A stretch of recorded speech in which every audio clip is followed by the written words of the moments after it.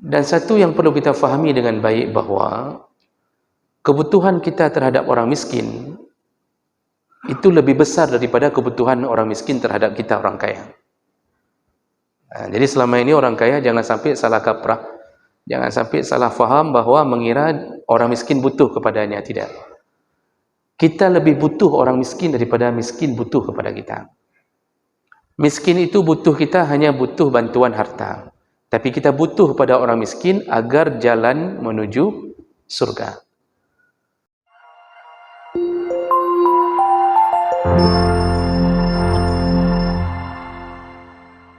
Assalamualaikum warahmatullahi wabarakatuh. Alhamdulillahirabbil alamin. Wa bi ni'matihi tatimmus shalihat. Asyhadu an la ilaha illallah wahdahu la syarika lahu. Wa asyhadu anna Muhammadan 'abduhu wa rasuluhul karim. Allahumma shalli wa sallim ala nabiyyina al-Mustafa Muhammadin wa ala alihi wa ashabihi ajma'in. Amma ba'd. Rabbi shrah li sadri wa yassir li amri wa hlul 'uqdatam min lisani yafqahu qawli. Segala puji bagi Allah, kemudian salawat dan salam kepada Rasulullah, pada keluarga dan seluruh sahabat-sahabatnya.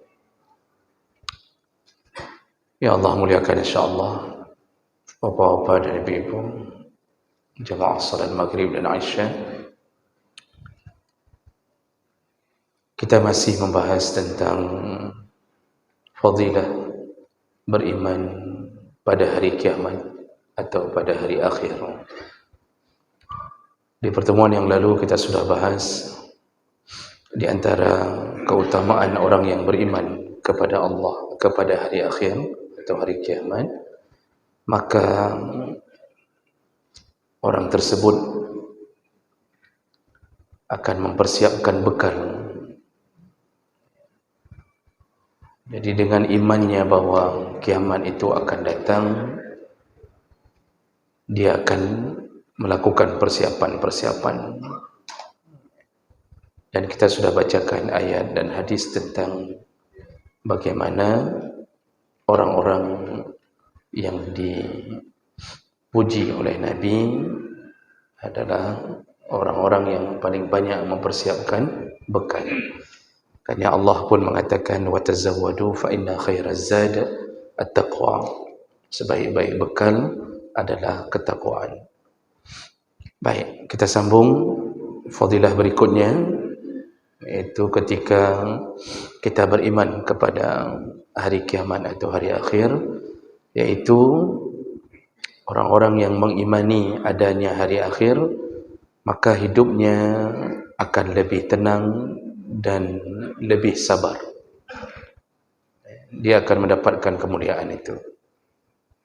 Barang siapa yang yakin bahawa dunia ini akan berakhir dan akan muncul kehidupan yang abadi di akhirat, maka itu menjadi pemicu dia akan lebih tenang menghadapi segala perkara urusan dunia, dan juga dia akan lebih sabar ketika diberi nikmat atau musibah oleh Allah SWT. Jadi cara berfikir orang yang beriman pada hari kiamat atau hari akhir, semuanya melepaskan dunia dari hatinya. Disitulah dia mampu untuk menaklukkan semua ujian yang ada di dunia. Bapak Ibu yang Allah muliakan, ketika seseorang sudah yakin dengan datangnya hari kiamat, maka hatinya ketika menghadapi tipu daya atau fitnah dunia, maka dia mengingat-ingat bahwa ini hanya sementara. Jadi kenapa dia bisa mengingat ini hanya sementara? Karena dia sudah yakin ini pasti kiamat, pasti selesai. Maka kesusahan hidupnya dengan gaji yang sedikit, kerja tidak habis-habisnya, kemudian orang yang sudah disibukkan dengan pekerjaan pun Yang dulu dia berfikir dia bisa bahagia kalau dapat kerja, ternyata bertambah beban pada dirinya. Kalau dipulangkan kepada prinsip ini akan berakhir, maka disitulah ketenangan hati datang. Makanya Allah menyebutkan dalam surah Ar-Ra'd ayat 28, allazina amanu wa tatma'innu qulubuhum bi zikrillah, ala bi zikrillah tatma'innul qulub. Allah bilang bahawa orang-orang yang beriman dan hati mereka tentram ketika mengingat Allah. Ketahuilah dengan mengingat Allah lah hati itu menjadi tenang atau tentram. Nah, mengingat Allah dibarengi dengan kalimat amanu itu adalah iman tentang adanya hari yang dia tidak akan rusuh lagi. Dia begitu yakin hari-hari yang dia hadapi nanti di dalam surga itu tidak ada lagi kesusahan. Karena yang ada cuma qaulan fiha qaulan salama salama. Hanya perkataan yang baik, kehidupan yang baik. Jadi surga itu kalau orang mengingat nanti ada surga, tenang aja. Di dunia kita memang agak susah sedikit. Nanti masuk surga udah aman dah semuanya. Lalu dia mulai berandai-andai dengan keyakinannya. Di surga kata Allah tidak ada lagi kerusuhan, tidak ada lagi sesuatu yang menyakitkan, tidak ada lagi kelelahan. Di situ hatinya tenang, maka dia tidak susah menghadapi kelelahan di dunia. Allah tidak biarkan surga itu diisi dengan sesuatu yang menyakitkan hati. Apapun, Allah tidak izinkan hambanya yang masuk surga disusupi oleh rasa gundah sedikit pun, tidak boleh ada. Makanya di dalamnya hanya salaman, hanya keselamatan, hidup baik-baik. Kalau seandainya cemburu menjadi penyebab susahnya hati, maka cemburu pun dihilangkan. Cemburu itu kan Bapak Ibu yang menyebabkan kita susah hari ini hidup gara-gara cemburu. Orang yang hari ini dipenuhi dengan kecemburuan, pasangan hidupnya pulang lama sedikit, dia susah. Bahkan dia selalu mencoba mencari tahu password dari HP istrinya. Yang istri pun mencoba mengintip-ngintip apa yang menjadi PIN suaminya.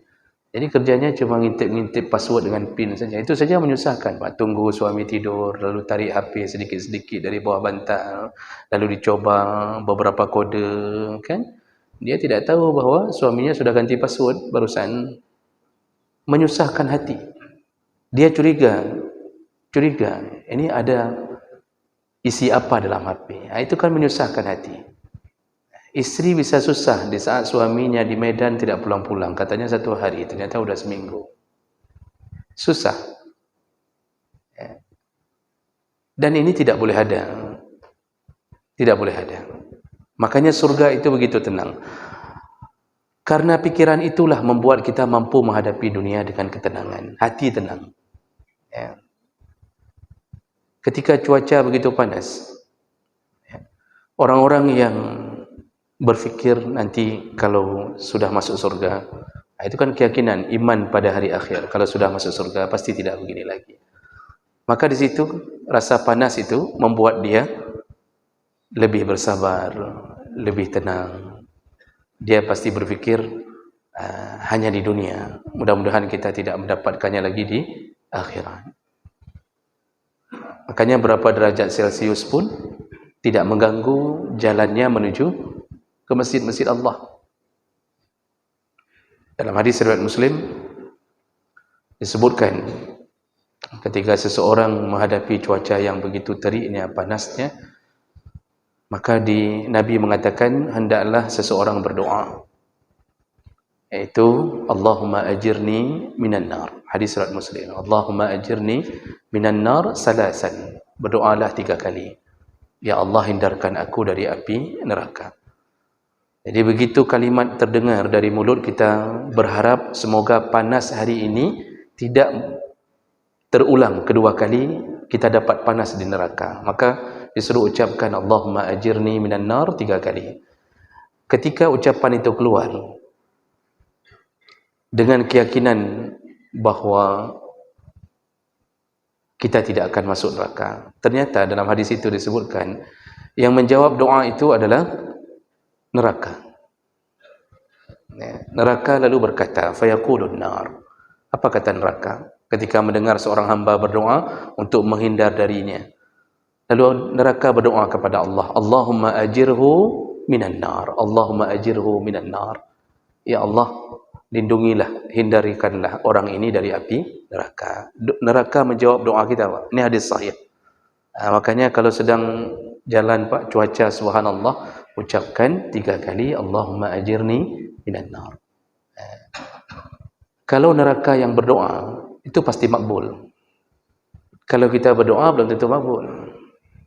Karena mungkin 1/4 darah kita diisi dengan harta haram. Mungkin kita cari rezeki entah bagaimana. Mungkin kita melakukan sesuatu yang tidak semestinya menjadi hak milik kita.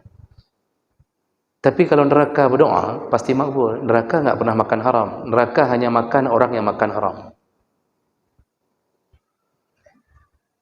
Makanya dijawab oleh neraka. Oleh karena itu, ini kan hal-hal yang menyebabkan kita tenang. Tenang. Jadi jemaah maka Allah Subhanahu Wa Taala, di samping ketenangan hati menghadapi dunia bagi orang yang beriman kepada hari kiamat atau datangnya hari akhir, juga menyebabkan rasa sabar yang tinggi. Allah Subhanahu Wa Taala menyebutkan dalam surah Al-Furqan ayat 75, kata Allah, ulaika yujzauna al-ghurfata bima sabaru wa yalqauna fiha tahiyyatan wa salama.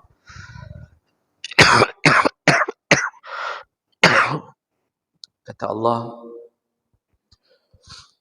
itu orang-orang yang ditinggikan atau dibalas dengan derajat yang tinggi di dalam surga, bima sabaru, karena kesabaran mereka ketika mereka berada di dunia. Lalu mereka disambut dengan penghormatan dan ucapan selamat. Tentu dari Allah dan dari malaikat.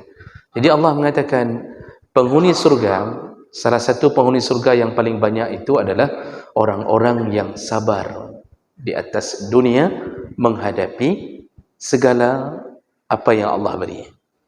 Jadi dia tidak suudzon kepada Allah, tawakal apapun yang Allah berikan. Makanya kedudukan yang tinggi diakibatkan dari keyakinan. Makanya hati ini Bapak Ibu, itu bisa menangani semua masalah. Iman itu paling kuat di antara semua yang kita miliki. Orang kalau sudah iman berada di dalam hati penuh, maka kesabarannya sampai menghadapi hari-hari yang penuh dengan ujian pun dia sanggup. Teringat waktu Nabi SAW melakukan puasa Ramadan sebelum terjadi perang Khandaq. Itu kan perang Khandaq terjadi di bulan Syawal. Berdasarkan usulan dari Salman Al-Farisi, itu harus diusulkan menggali parit. Khandaq itu parit. Ukuran parit, lebarnya sekitar 3 meter, kemudian kedalaman sekitar 4 meter, itu panjangnya sekitar 100 meter lebih, atau lebih bahkan. Ada catatan dalam Sirah Nabawiyah, saya lupa detailnya. Itu dilakukan dalam Ramadan. Dilakukan dalam Ramadan, di bawah terik matahari yang cukup panas. Namun sejarah mencatat, ketika kelelahan terjadi, semua mereka mengikat batu di perut-perut mereka. Jadi Nabi ikat batu, sahabat ikut mengikat batu di perut. Lalu mereka bersenandung sesama mereka, kita akan bersama di dalam surga. Nah, disitulah sambut menyambut. Enggak ada yang buka puasa satupun. Tidak ada. Lalu Nabi berdoa kepada Allah dalam catatan sirah Nabawiyah. Nabi berdoa kepada Allah, ya Allah, masukkanlah surga Muhajirin dan Ansar. Langsung yang lain mengucapkan takbir, Allahu Akbar, Allahu Akbar. Semangat lagi, Pak. Jadi berhenti pas salat. Lalu ketika ingin berbuka, kenapa mereka sanggup melakukan itu? Ternyata kuncinya hanya pada keyakinan. Kita pasti surga, pasti surga. Kita akan selesai semua kesusahan ini. Itu hebatnya fungsi iman kepada hari akhir. Jadi semua yang kita hadapi itu seakan-akan menjadi kecil. Kemiskinan yang menimpa kita, kalau kita beriman pada Allah, beriman pada hari akhir, maka kita akan menghadapi kemiskinan dengan perasaan kaya. Jadi tenang, tidak pun mengeluh, tidak pun menghambakan diri dengan mengemis. Ya sudah, begitulah Allah takdirkan. Tidak pun berusaha mencuri dari orang lain. Lalu dia tetap salat karena berharap-harap surga. Inilah orang-orang yang paling beruntung. Kita yang kaya, kalau kita punya iman kepada hari akhir, juga memunculkan rasa sabar. Sabar apa? Sabar dalam nikmat. Kita diberi nikmat, wang meledak-ledak, banyak sekali. Tapi karena kita beriman, kita ingin kita menyambung hidup bahagia ini di surga, maka kita bawa harta kita menuju surga. Caranya bagaimana? Kita cari orang miskin. Cari orang miskin, lalu kita tabung di tangan-tangan orang miskin, kita tabung di tangan anak-anak yatim. Ini kan faktornya karena percaya kepada balasan Allah, yaitu di hari kiamat. Dan satu yang perlu kita fahami dengan baik, bahawa kebutuhan kita terhadap orang miskin itu lebih besar daripada kebutuhan orang miskin terhadap kita orang kaya. Jadi selama ini orang kaya jangan sampai salah kaprah. Jangan sampai salah faham bahawa mengira orang miskin butuh kepadanya. Tidak. Kita lebih butuh orang miskin daripada miskin butuh kepada kita. Miskin itu butuh kita hanya butuh bantuan harta. Tapi kita butuh pada orang miskin agar jalan menuju surga. Maka ketika kita kasih ke orang miskin, itu jangan merasa kita ini hebat. Jangan merasa bahwa kita telah menyelamatkan mereka. Mereka lah, kehadiran mereka lah menyelamatkan kita. Jadi dua-duanya ini berjuang. Yang satu bersabar di atas musibah yang Allah beri dengan kemiskinan, lalu berharap nanti akan diganti dengan surga. Itu karena keyakinan iman percaya pada hari kiamat. Yang kaya bersabar di atas nikmat untuk tidak berfoya-foya demi menyelamatkan diri ke dalam surga. Jadi semuanya selamat dengan iman kepada hari kiamat. Nabi telah berjanji orang miskin itu akan masuk surga dalam satu hadis 500 tahun sebelum orang kaya masuk surga. Lalu para ulama ahli hadis menyatakan yang dimaksud 500 tahun itu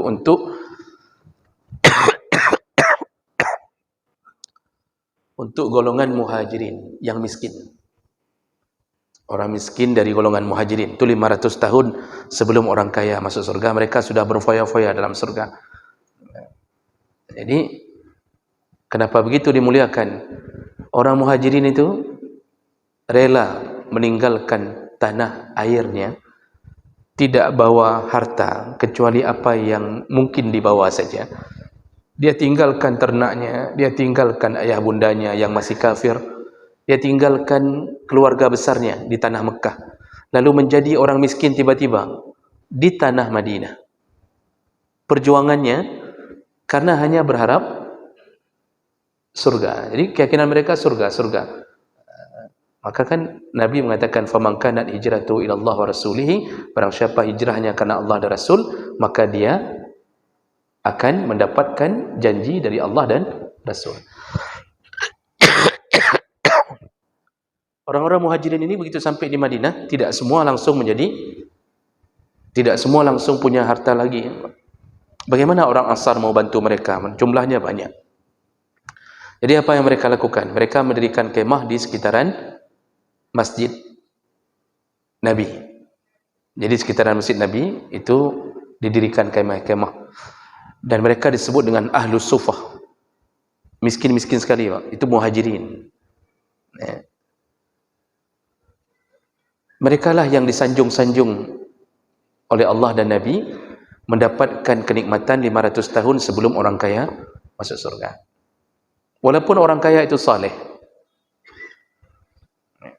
Kan ada riwayat yang sahih menyebutkan Rasulullah memanggil Abdul Rahman bin Auf, lalu mengatakan, Abdul Rahman, engkau salah satu yang dijamin surga. Kan masuk dalam 10 orang yang dijamin surga. Tapi engkau berada di barisan belakang masuk surga. Kan terkejut Abdul Rahman. Itu sesaleh Abdul Rahman bin Auf, pantang mendengar di mana sedekah, dia langsung berkorban karena mengharapkan hari akhir, tapi tetap barisan terakhir. Lalu dia bertanya, kenapa bisa begitu ya Rasulullah? Kata Rasulullah, karena engkau telah dapat surga di dunia. Orang kaya itu kan, ini bapak-bapak, ibu-ibu kita yang alhamdulillah diberi sedikit lapang rezeki oleh Allah. Kita kan sudah dapat surga duluan, Pak. Orang miskin rumahnya nggak ada AC, kita sudah punya AC. Orang miskin kemana-mana jalan kaki pakai sepeda. Kita kemana-mana pakai expander. Hidupkan AC, keluarkan kepala dari atas. Kalau seandainya bosan dengan AC di dalam. Masya Allah, semua lengkap. Duduk nyaman, semuanya sempurna. Kita sudah dapat surga duluan. Makanya orang miskinlah yang taat, yang berharap janji di hari akhir, mereka dimuliakan Allah. Kaum muhajirin 500 tahun dalam pandangan tafsir para ulama. Tapi dalam hadis yang lain disebutkan 40 tahun, itu sebelum orang kaya masuk surga, sudah masuk orang miskin. Itu miskin selain muhajirin. Miskin-miskin itu duluan masuk surga semuanya. Nah, jadi jemaah mereka Allah Subhanahu wa taala itu mengatakan dalam surat Al-Kahfi ayat 28, wasbir nafsaka ma'al ladzina yad'una rabbahum bil ghadati wal 'ashyi yuriduna wajhah. Muhammad, tetaplah engkau bersabar bersama orang-orang yang menyeru kepada Tuhannya di pagi dan sore hari, hanya karena berharap wajhah, berharap ridha Allah. Jadi Nabi saja diminta oleh Allah tetap istiqamah, wahai Muhammad, bersama orang-orang yang sabar, karena orang yang sabar itu mereka berharap satu, yaitu ridha Allah. Kalau Allah sudah ridha, maka semua kehidupan akan berubah. Jadi ini menunjukkan begitu pentingnya memiliki sifat iman dan yakin terhadap datangnya hari pembalasan. Bapak Ibu yang Allah muliakan, ketika Allah menyebutkan kalimat ad-din, ad-din, misal contohnya Allah sebutkan ara'aital ladzi yukazzibu bid-din, tahukah engkau orang yang mendustakan agama? Ad-din itu bukan hanya bermakna agama, tapi bermakna pembalasan. Kalau huruf dipakai dalam bahasa Arab, dal, ya dan nun, itu selalu hubungannya dengan dua orang yang saling berhadap-hadapan. Bahasa agama atau pembalasan itu disebut din, Malik Yaumiddin, raja di hari pembalasan. Pembalasan yang dimaksud adalah kita nanti akan berhadapan-hadapan dengan pembalasan. Orang yang baik dibalas kebaikannya, orang yang jahat dibalas kejahatannya. Hubungan dengan sesama manusia di hari pembalasan juga balas membalas. Yang menyakiti manusia di dunia, maka dibalas Allah. Yang menyakiti binatang dibalas Allah. Maka sampai Nabi mengatakan dalam hadis yang sahih, nanti kalau orang-orang yang pernah menyakiti binatang, maka Allah akan menyuruh binatang itu untuk menyakitinya tanpa sebab. Kalau menyakiti binatang tanpa sebab, tidak dimakan, tidak dibutuhkan, hanya menyiksa saja. Jadi itu din. Nanti kalau kita putar sedikit, ada kalimat dainon. Dainon itu artinya hutang. Ternyata dainon pun sama maksudnya, berhadapan antara si pemberi hutang dengan orang yang berhutang. Maka itulah pembalasan yang kita tunggu-tunggu. Allah Subhanahu wa taala tetap akan membalas apa yang kita lakukan dengan kesabaran. Makanya dalam surat An-Nahl 96, Allah menyebutkan walanajziyanna allazina sabaru ajrahum bi ahsani ma kanu ya'malun. Jadi sesungguhnya kami akan memberi balasan kepada orang-orang yang sabar, yang berharap pahala yang lebih baik dari Allah dengan apa yang mereka kerjakan. Di situ Allah sudah katakan, orang yang sabar di dunia karena berharap-harap pahala dariku, maka kami balas apa yang mereka lakukan. Sekecil apapun Allah akan balas. Dalam surat Ar-Ra'd 23-24 Allah mengatakan, ketika orang-orang sabar menghadapi fitnah dunia, sabar terhadap musibah dunia, disambut oleh malaikat ketika masuk surga, wal malaikatu yadkhuluna alaihim min kulli bab. Malaikat-malaikat Allah akan masuk dari semua pintu-pintu surga.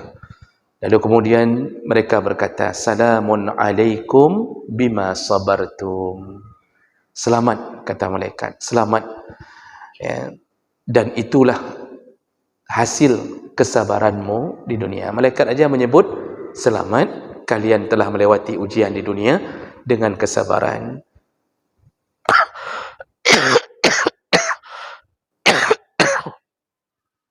Fa ni'ma uqbaddar, dan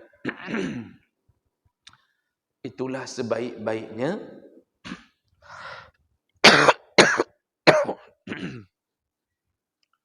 Allah mengatakan, itulah sebaik-baiknya pembalasan Allah.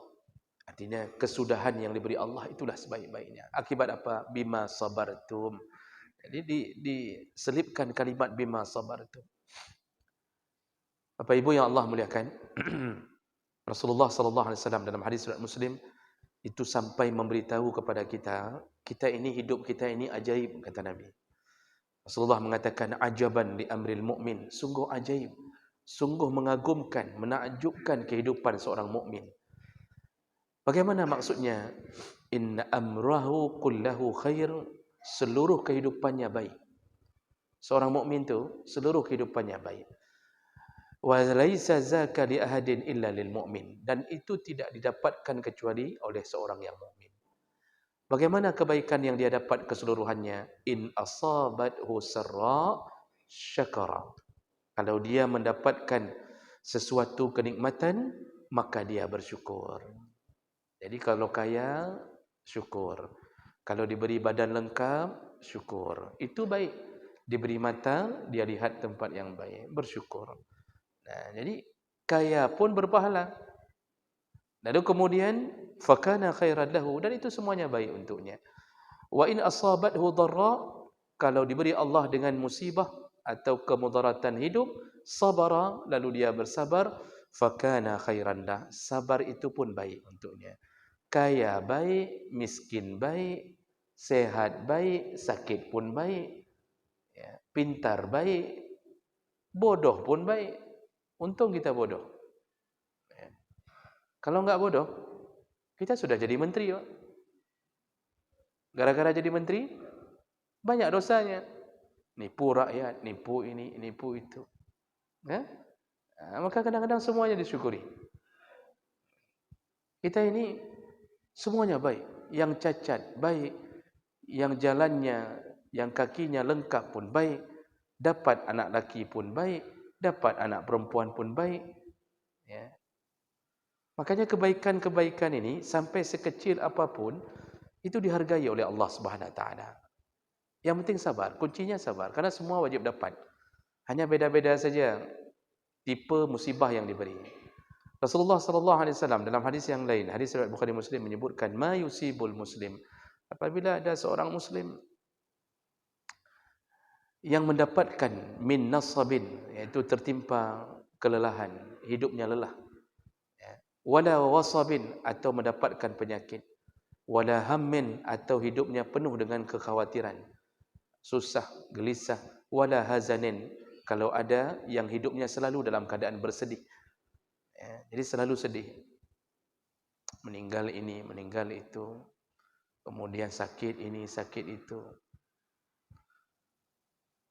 Ini kan banyak, Pak, dalam kehidupan kita.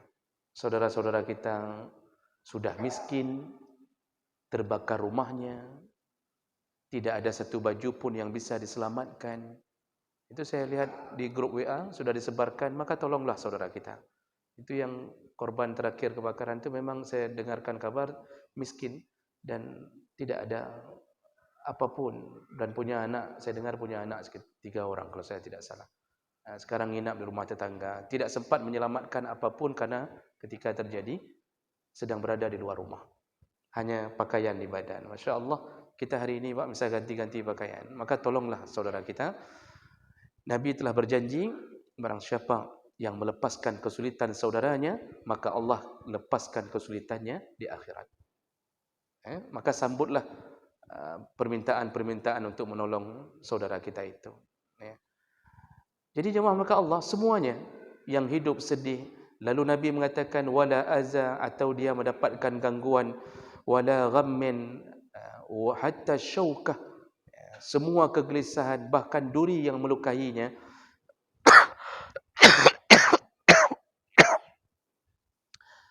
yushakuha, duri yang melukainya yang membuat dia mengucapkan kalimat aduh, maka semua itu illa kafarallahu biha min khatayahu, Allah akan menjadikan penyebab diampunkan, dihapus semua dosa-dosanya.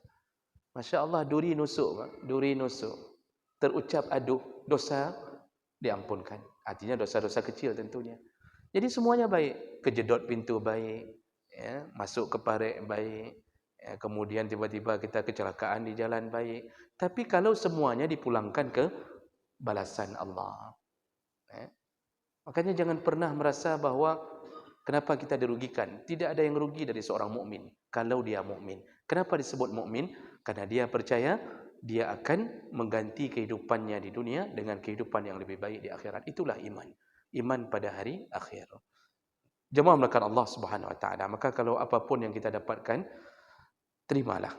Ya, mulai dari penyakit yang besar, Pak, kanker, ya, kemudian kita lever, nanti ada yang terkena stroke, bahkan sampai batuk-batuk, terimalah. Jadi jangan sampai merasa ini kok enggak sembuh-sembuh, ini kok enggak, semakin banyak Allah beri, maka semakin besar harapan kita untuk mendapatkan gantinya, yaitu surga Allah dengan iman kita. Baru dibilang dah batuk-batuk.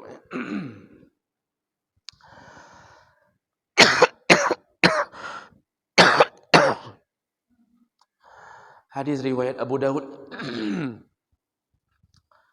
Ada hadis riwayat Abu Daud dari Ummul Ala. Jadi ada seorang perempuan bernama Ummul Ala, qalat adani Rasulullah sallallahu alaihi wasallam wa ana maridah. Ketika aku sedang sakit, kata Ummul Ala, Rasulullah mengunjungiku. Rasulullah mengunjungiku. Maka ini juga menjadi dalil boleh tidak kita berkunjung ke seorang perempuan yang sakit. Jawabannya boleh, selama tidak terbuka auratnya. Ya, dibolehkan. Rasulullah mengunjungi Ummul Ala. Faqal, lalu kemudian Rasulullah berkata kepada Ummul Ala, abshiri ya Ummul Ala, bergembiralah wahai Ummul Ala, fa inna maradal muslim yuzhibullah bihi khatayahu. Bergembiralah. Jadi Nabi mengunjungi Ummul Ala mengatakan, wahai Ummul Ala, bergembiralah, karena setiap sakit yang didapatkan oleh seorang muslim akan menyebabkan gugurnya dosa-dosanya. Kama tazhabun nar khabasa az-zahab wal fiddah, sebagaimana api bisa menghilangkan kotoran pada emas dan perak. Jadi kalau emas berkarat atau perak ada lapisan-lapisan yang kotor dibakar oleh api, kotorannya turun, emas dan peraknya tidak luntur. Begitu ibarat Allah hilangkan dosa kalau orang bersabar di atas penyakit karena berharap ridha dari Allah di hari akhir. Dalam hadis yang lain, kalau sakit enggak sembuh-sembuh, dan dalam sakit itu dia taubat, lalu dia mulai mengingat-ingat Allah kembali. Kalau diiringi sakitnya sampai mati, maka kata Nabi, dia menghadap Allah tanpa membawa dosa. Tanpa membawa dosa.